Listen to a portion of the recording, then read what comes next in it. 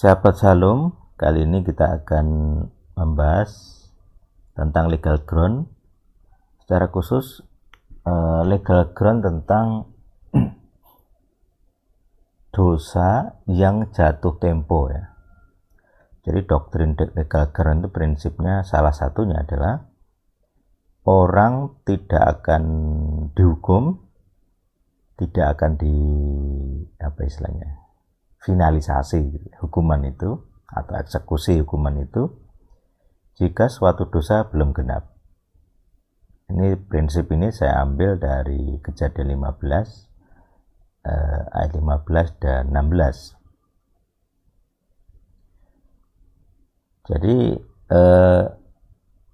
di sini prinsipnya adalah Abraham dijanjikan tanah Kanaan sebagai hak milik dan diberikan kepada keturunannya.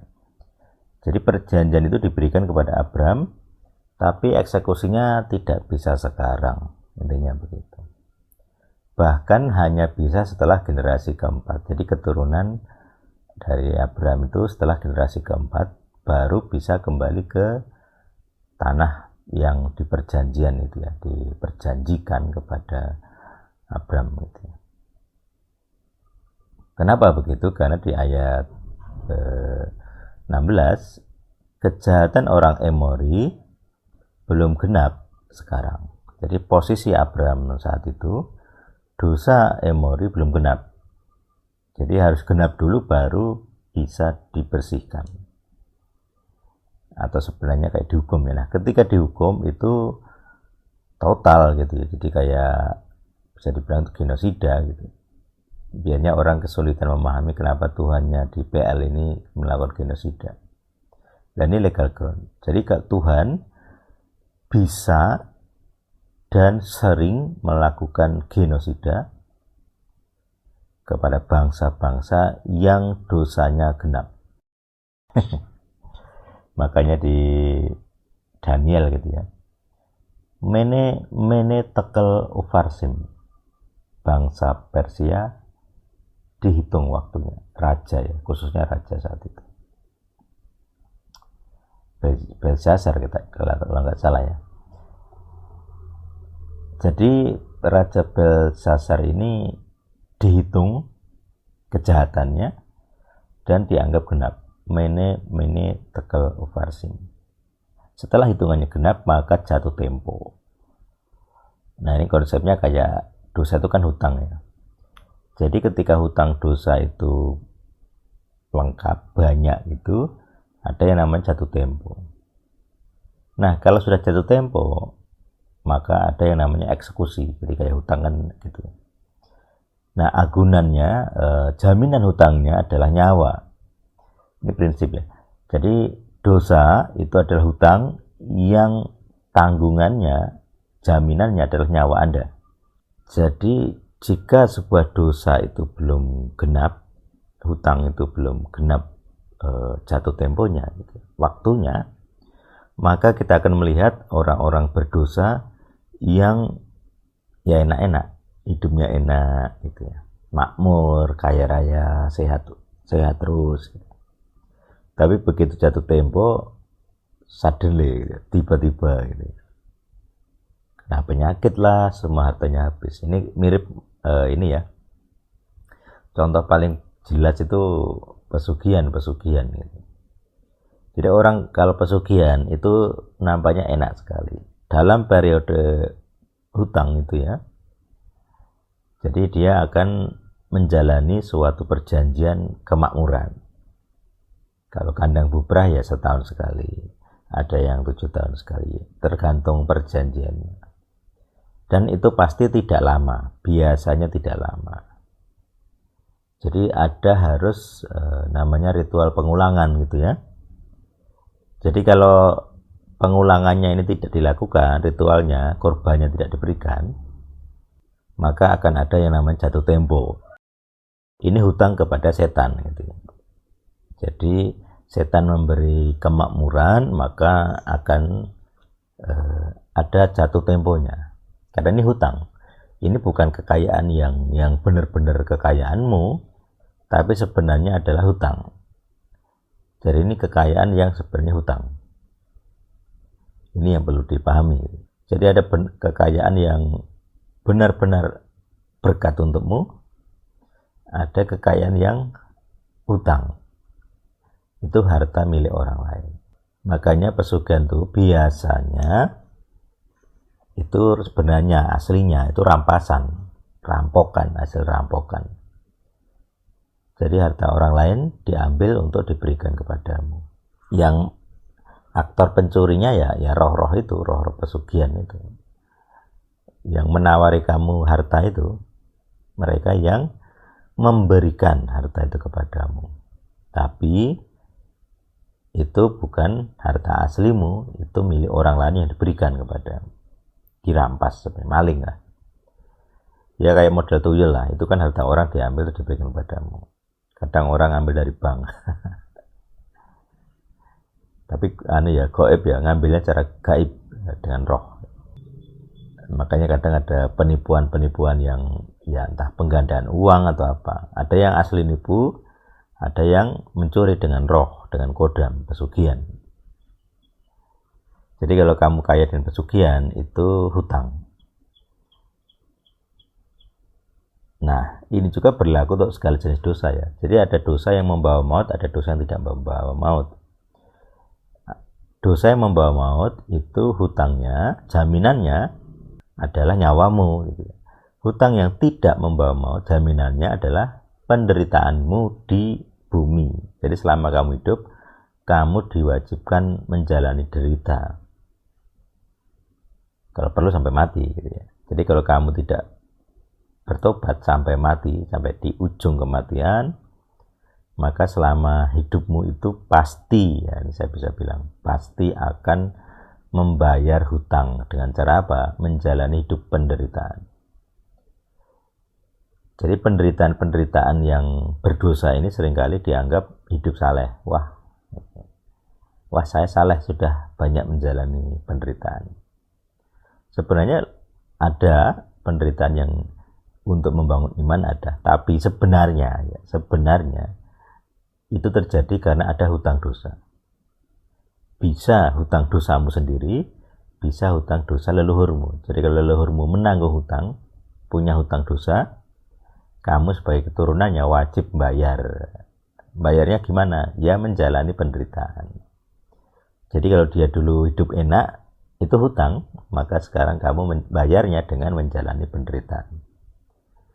Kamu kerja, jatuh bangun, bikin usaha, sudah sukses, jatuh lagi, ditipu misalnya, atau ada kebakaran, kecelakaan. Pokoknya yang penting usahamu bangkrut. Kamu bikin lagi, naik lagi, banyak duit lagi, hancur lagi. Begitu, di siklusnya naik turun, naik turun, naik turun, naik turun.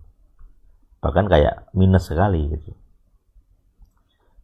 Beberapa yang saya kenal, termasuk pasien-pasien El Sadik, ada yang begitu. Pernah tajir melintir, sekarang kelenger gitu ya. Karena ada hutang dosa yang harus dibayar. Dosanya sendiri, dosa leluhurnya. Semuanya hutang. Hutangnya berlapis-lapis. Jadi pasal hutang dakwaan itu berlapis-lapis. Nah, ini penting sekali. Jadi jangan heran kalau orang fasik, orang-orang berdosa itu hidupnya enak. Karena masih masa promosi, jadi promosi hutang lah. Persis kayak pinjol lah. Jadi di masa promosi itu kamu dapat duit gitu ya, puluhan juta misalnya. Nanti begitu jatuh tempo, kelenger gitu ya, dikejar-kejar penagih hutang. Pinjol tuh kayak setan itu, debt collector pinjol tuh ya kayak setan itu, mengejar-ngejar hutang dosa. Jadi kalau kamu punya hutang dosa berkaitan dengan kenikmatan oleh dirimu sendiri atau leluhurmu gitu, ada masa sempit menikmati kenikmatan, maka sesudahnya ada jatuh tempo, maka ini yang disebut debt collector dosa ini, hutang dosa ini akan kejar-kejar kamu akan menderita sakit penyakit, keluargamu kena menderita sakit penyakit, kecelakaan, sering kecelakaan. terus sering gagal di dalam usaha pekerjaan, studi gagal dan sebagainya. Ada dakwaannya. Ini namanya kutuk gitu. Kutuk dosa itu hutang. Jadi kalau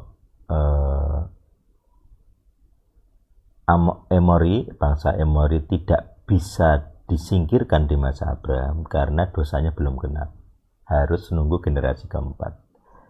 Jadi generasi 1, 2, 3 harus diperbudak dulu gitu ya. Di ayat di atasnya ya. Jadi tidak boleh memiliki, belum boleh lah. Tapi begitu boleh memiliki, maka Tuhan merestui genosida itu. Biasanya Kristen-Kristen sulit memahami, Tuhan yang mengasihi kok melakukan genosida. Karena kalian, pendetamu itu tidak mengajari legal ground. Tuhan itu bergerak, bekerja berdasarkan hukum, legal ground.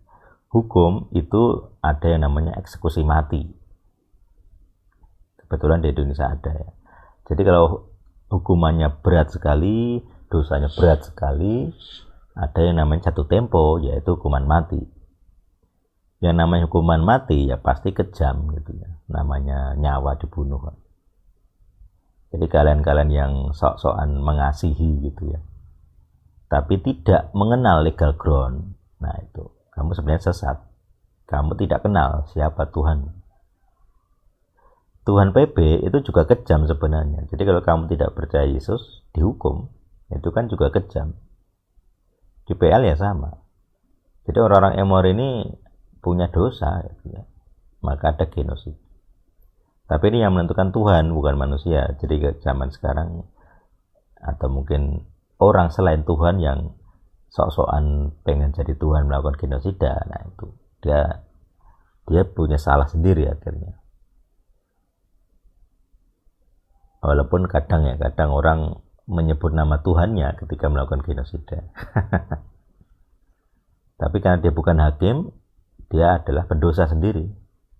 Dia membunuh, pelanggaran hukum. Ada dari sebuah hukum itu ada, dilarang membunuh.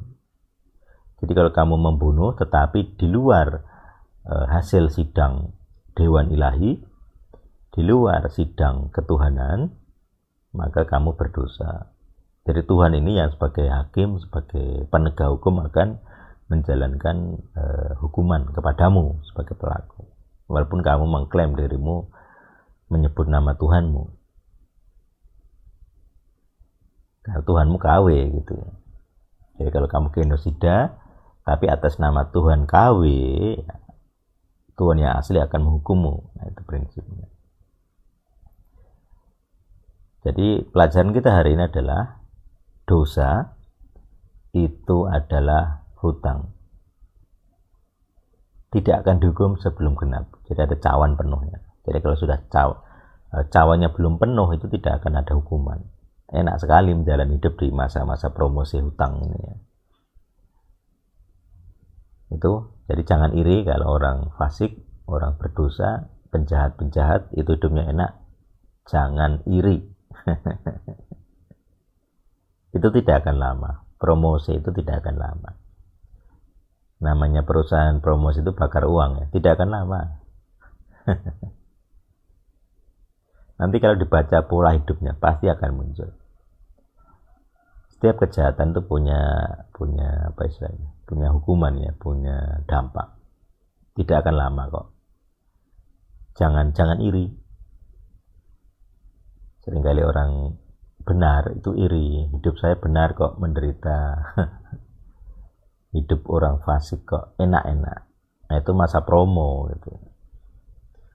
Kalau kalian orang benar merasa menderita, nah berarti kalian penanggung hutang juga. Kalian punya dosa. Kalian merasa orang benar padahal pendosa. Kalau Anda mau hidup benar dan tidak menderita, pastikan Anda mengikuti pemuridan El Sadik, mengikuti pembebasan dosa hutang Anda dengan cara pelepasan. Karena Anda adalah terdakwa dari suatu hutang dosa dan Anda harus bayar dengan cara menderita. Jadi menjalani derita adalah cara bayar Anda hutang dosa Anda ataupun leluhur Anda. Tapi penderitaan ini bukan bayari induknya ya. Hutang induknya belum, induk hutangnya belum Anda bayar. Anda hanya bayar bunganya saja. Jadi kalau Anda semakin menderita, semakin Anda bayar hutang. Tapi itu belum induknya. Baru bunganya. Makanya Anda meratap-ratap menderita pengen ditolong Tuhan, ya jangan harap ditolong. Sebelum induk dosanya, akar dosanya dicabut, diselesaikan. Nah, itu hanya bisa dengan kuasa darah salib. Jadi kalian melakukan ini itu, ibadah ini itu, Tuhan manapun gitu ya. Cara pembebasan dosa apapun juga tidak bisa. Nah, itu biasanya nanti teruji dengan tes power. Siapa Tuhan yang benar itu diuji dengan tes power. Ujilah Tuhanmu. Apa dia sanggup memberimu pembebasan dosa yang benar. Prinsipnya adalah cukup sekali untuk selamanya. Kalau kamu melakukan penebusan dosa berulang, setahun sekali, sebulan sekali, atau mungkin setiap hari, nah itu KW berarti. Tuhanmu KW. Artinya dia butuh pengulangan. Kayak pesugihan saja. Itu ya, jadi